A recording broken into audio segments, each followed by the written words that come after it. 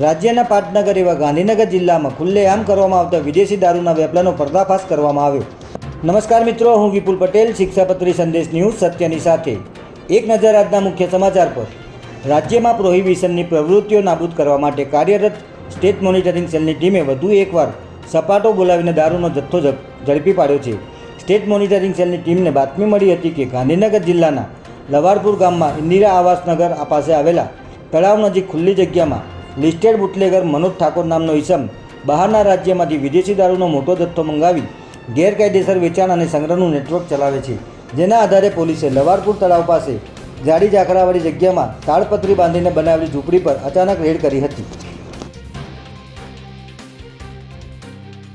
આ દરોડા દરમિયાન ઝૂંપડીની બહાર પ્લાસ્ટિકના કોથળા અને થેલા લઈને બેસેલા બે ઈસમોને પોલીસે કોર્ડન કરીને ઝડપી લીધા હતા.